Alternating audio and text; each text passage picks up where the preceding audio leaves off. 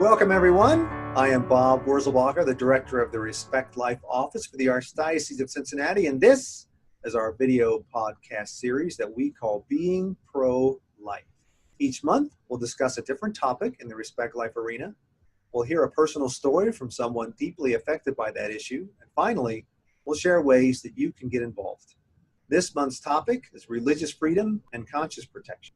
Today, we have several guests. Will you please introduce yourselves? So my name is Hillary Burns, and I am Associate General Counsel and Director of Religious Liberty at the U.S. Conference of Catholic Bishops. My name is Kathy DeCarlo, and I've been an operating room nurse since 1998, but I started working at the New York hospital that I work for in 2004. Hi, I'm Steve, and this is my wife, Bridget Tennis. and we have 6 children that we raise from the ages of 1 to 14 here at our family farm in Michigan. Hi, I'm Katie Anderson, Senior Counsel with Alliance Defending Freedom. Okay, Hillary, can we start with you? I mean, don't we live in a country right now where we have religious freedom? Why is this an issue?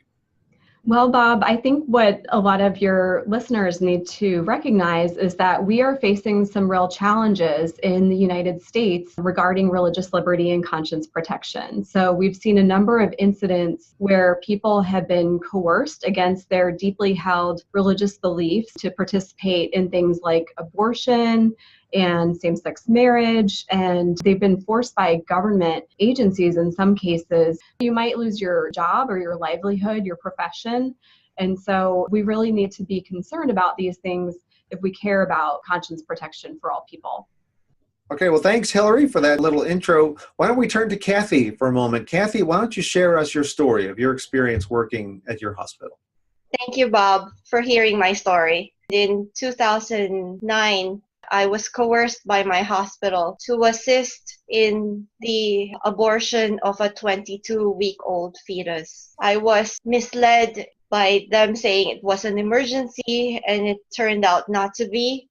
I'm a firm Catholic, so this was very traumatic for me, especially in the end when I had to account for all the body parts of the baby that was killed in the womb. So, Kathy, what kind of an emergency did they say that it was? They said the patient's life was in danger. They said that the patient, her blood pressure was going up too high, but I've been a nurse too long to already know and assess what a patient in danger looks like. Because in the beginning, when they had scheduled the surgery, when I found out it was actually a D&E, I refused and said there's enough time. It was a Category 2 case, so there was at least 6 hours for you to look for someone to get a nurse. But within a span of less than 30 minutes, essentially, they made me go there and take care of the patient and assist in the abortion, in which they knew it was not an emergency. So, Kathy, and this apparently was a suction, was a vacuum type abortion? Is that what you... It was a dilatation and evacuation. They crushed the child's head and pulled out the body of the baby. So you were forced to participate in this and do the accountability, and then what happened after that? The following working day, I went to my supervisors and complained about it and wanted a review by the medical board to be done on it. But instead of backing me, the other manager who was there told me that not only was I required to do abortions from now on, even though I had given written objections to this even before I was hired, she said it doesn't hold true anymore. It's a new world, and that as long as we stay out of the room, then it's allowed, which I believe is negligence. Whether it be an abortion or anything, every patient has the right to have a registered nurse in the room with them, as required by law.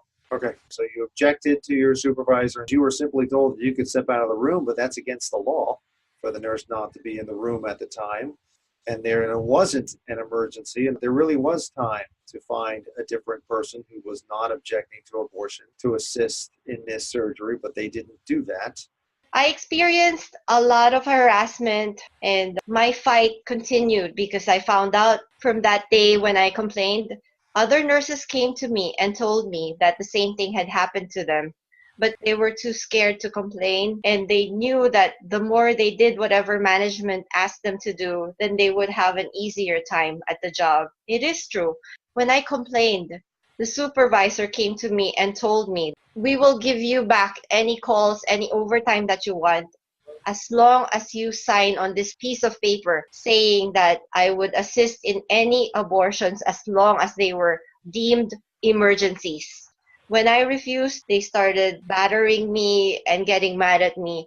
That was the time when I decided I need lawyers. Right. Because if this is happening in the United States, what is going to happen to someone who's too meek and mild? And this time I had to advocate for nurses whose protections were being trod on. Jesus had to speak up for the small person, and he had to be unpopular sometimes. And that was what kept me going. Okay, so Kathy, tell me a little bit about the further fight you had to do. So you got lawyers, you continue to work at that hospital. So then where did that legal fight take you now? It took me as high up as Capitol Hill. I went and told congressmen and senators my story until someone would listen to me. And I was able to help them pass a bill for the conscience protection rights of healthcare workers. So tell me about this bill. So what kind of protections does it contain? I know that it passed in 2017. So it gives any worker who is forced to do something that is against their conscience, and their rights can be protected in court. Okay, well, we also have Steve and Bridget here, and they have a story to share about their issues with conscience protections in this country as well. Our family farm here in Michigan, we raise apples, peaches, blueberries, and it's been in our family for generations now. And for the last 16 years, my wife and I have been raising our family of 6 children here, and they all are part of our business. When we first returned back to our family farm in 2003, our family began to grow, and it was necessary for our farm to grow with it. And in 2010, we began going to the East Lansing Farmers Market. And they really loved us there. We had a great customer base, a very diverse community. And in August of 2016, the city of East Lansing actually posted on their own Facebook page, "We love the country milk." That's our family farm. That very month, we received an inquiry on Facebook about what was our beliefs on marriage, because we host special events here at the farm. And Bridget and I gave an honest answer to a very socially challenging question. We stated that as Catholics, we believe marriage is between a man and a woman. Unfortunately, the city officials saw that, they didn't like it, and immediately they contacted us within 2 days and began pressuring us not to go to the farmers market that very weekend. Ultimately, they made a new rule specifically to bar our family from going to the city park and serving customers at the farmers market. So how much of your business comes from the farmers market? Well, the City of East Lansing Farmers Market is actually our #1 farmers market that we go to. Now, we do a lot of different things. We have 76 employees that help us during the season. And that farmers market not only provided income, but it also provided us a way of advertising to people in the city 22 miles away about what we do here at our farm. Because our mission here at our family farm is to glorify God by facilitating family fun on the farm and feeding families. So it was an integral part of our family business. Now, do your beliefs on same-sex marriage affect in any way who you sell to or who you serve? We have always served people of all backgrounds here at our family farm. In fact, we employ members of the LGBT community. And so our belief about marriage and what we choose to celebrate here at our home has nothing to do with the City of East Lansing Farmers Market or who we serve in general at the farm. So Steve and Bridget, that's very interesting. We aren't talking about refusing to sell to anyone, but we're also talking about you even employ people who are from the LGBT community, for example. So it doesn't even affect who you hire. It's simply a matter of, this is what I choose to celebrate. This is what we believe in our family. That's exactly right. So let's get back to the story. So you got this letter from City Council. The letter was from city officials telling us that we were not allowed to go to the farmers market, specifically because of our Facebook post. We realized at that time, after some prayerful consideration, that we had to stand up for our beliefs and we needed help. And that's when we seeked out Alliance Defending Freedom. And we were really blessed to have some amazing attorneys come on board to help us stand up for our rights. And by September of 2017, a federal judge issued a temporary injunction which allowed our family to return to the city-run farmers market in the fall to begin selling our products again while the case went on now for the last 2 years. So you returned to the market because of an injunction after 1 year. So what was the public reaction to you? Was it very different now because of what had happened? Was there a lot of support, a lot of antagonism? The general public in our area has been very supportive because they know who we are. I mean, our farm has been around for decades, and our family has always served people of all backgrounds. Our Catholic faith actually informs everything we do, not just what type of special events we can host. That's one reason for the last 11 years, we've hosted an event called Pick a Peck for People. It's one of our favorite events. People come out, and for 4 hours, they pick apples for the Greater Lansing Food Bank. And usually tens of thousands of apples in those 4 hours. So it's incredible to see the kids climbing and grabbing the apples, and they go back for more and more and more bags because they see what a difference they're making. And it's just one of the most beautiful, our favorite day on the farm. But the food bank actually brings a semi-truck out empty. And these volunteers from church groups and youth groups and scout groups spend 4 hours, and they fill the semi-truck every year. And that's just one example of how our Catholic faith has helped inform what we do here at our family farm. So the general community knows us, and they've been supportive of us here. And it's important that as Catholics, we keep communicating to the public what it is that we believe. How has this affected your ability to run your farm and the economic needs that you have for your family? I would say this has been very challenging for our kids, especially.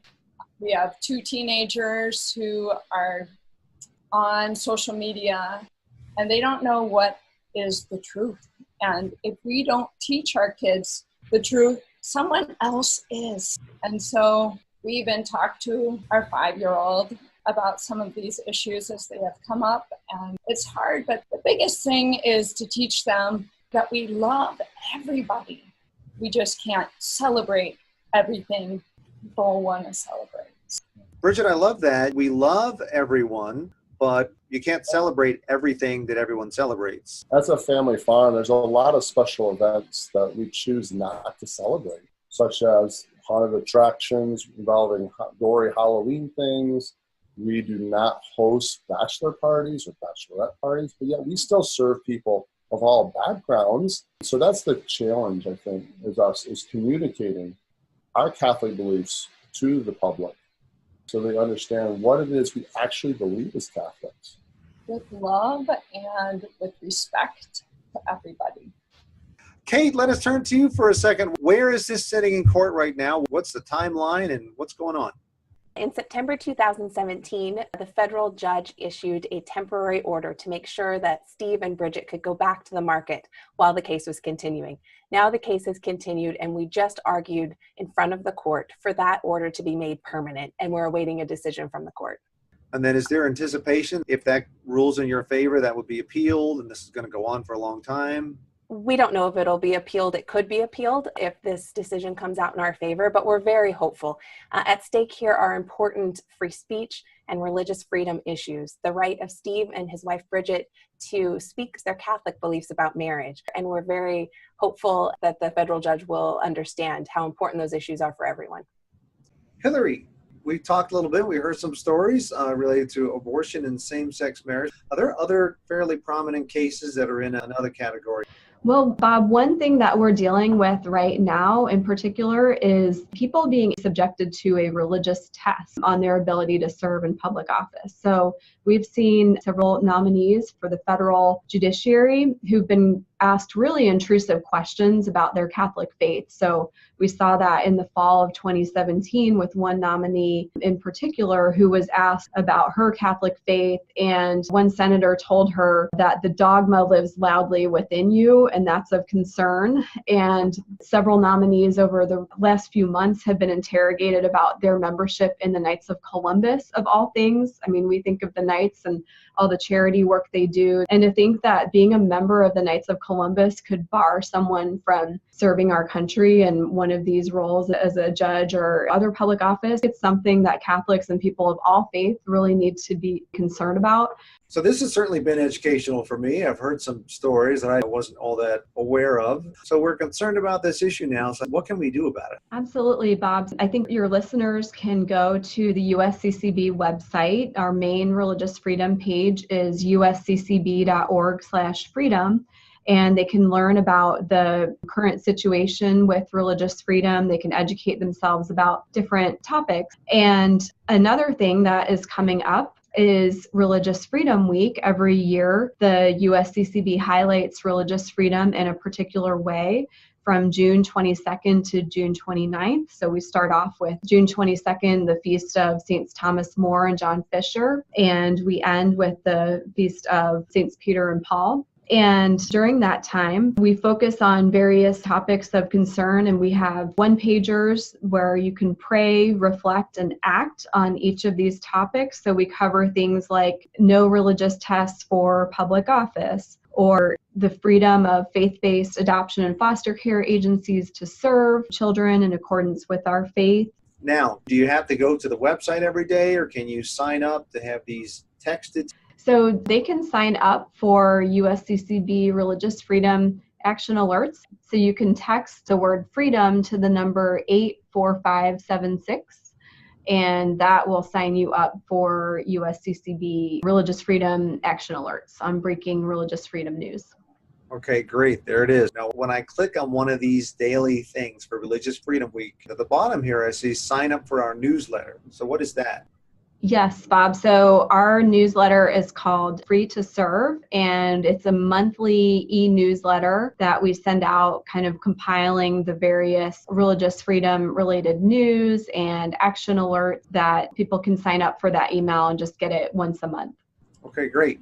What are other things that people can actually do? People can educate themselves about religious freedom, and they can also actually donate to different organizations, in particular to help persecuted Christians in the Middle East. So they can donate to the Knights of Columbus, Aid to the Church in Need, Catholic Relief Services, or the Catholic Near East Welfare Association, that's CNEWA. So they have set up shelters and temporary housing for people who have fled violence in their hometown or home country. And so those organizations are excellent to donate to in order to really do something to help people who've been persecuted for their faith. So Hillary, what else can we do? How do we find out the laws that people are debating, for example, right now, if we want to contact our senators? Yes, Bob. So your listeners can go to usccb.org/freedom. So you can click on the Take Action tab on the left-hand side of the page that's just above Conscience Protection. Right there, yes, okay.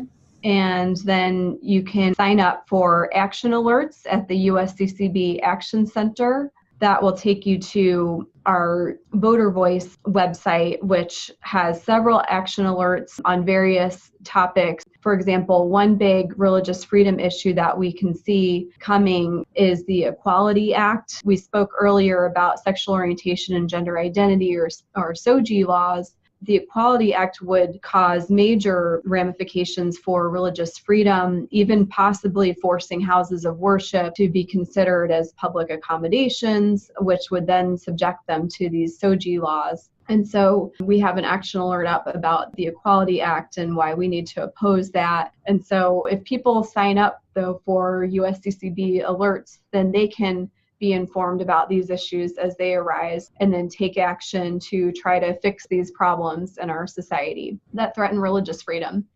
So, Kathy, now that we know that this happens here, what can we do to help?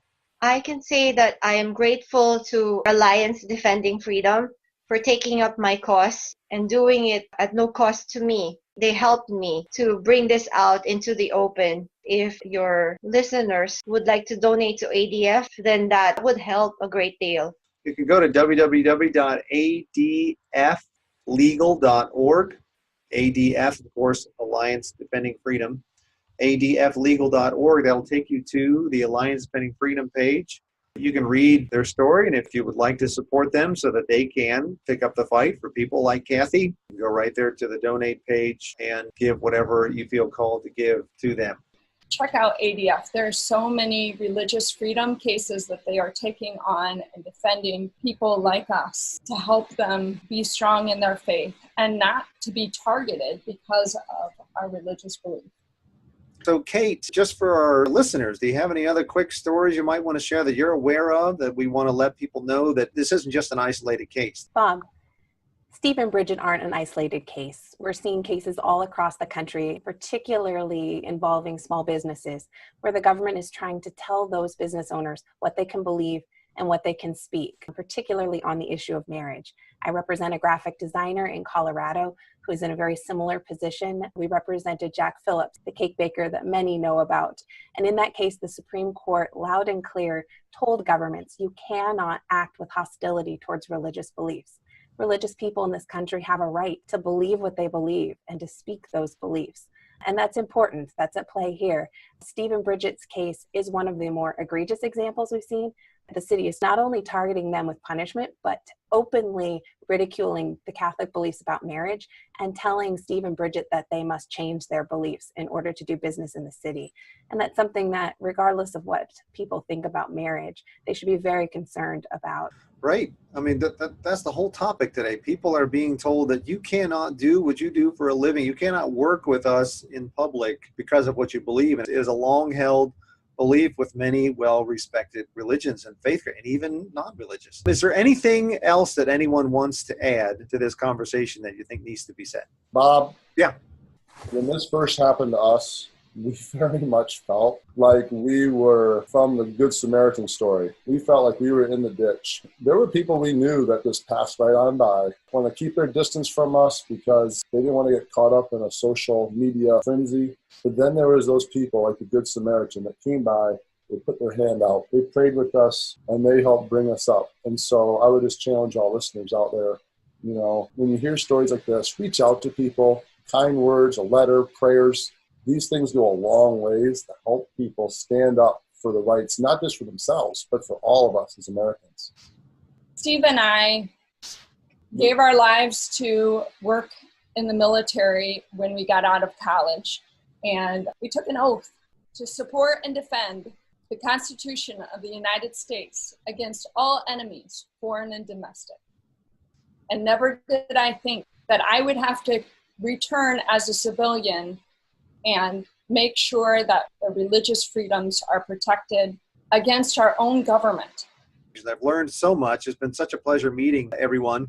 There are so many people out there in this country who cannot serve in the public marketplace just because of what we believe dearly as Catholics. So I'm really glad that we can share your stories and we can let people know that this is happening and we need to help them and not feel like the government can tell people what they have to believe. And hopefully we've taught you how it is that you can learn about the legislative issues, you can donate, or you can just pray. And prayer is very important as well. So thank you everyone again for being with us today. Thank you so much for having me on the program. Thank you so much for shining a light on our struggles and our fight. Thank you for having us and telling our story. Thank you, Bob. Bob, thank you for telling this story.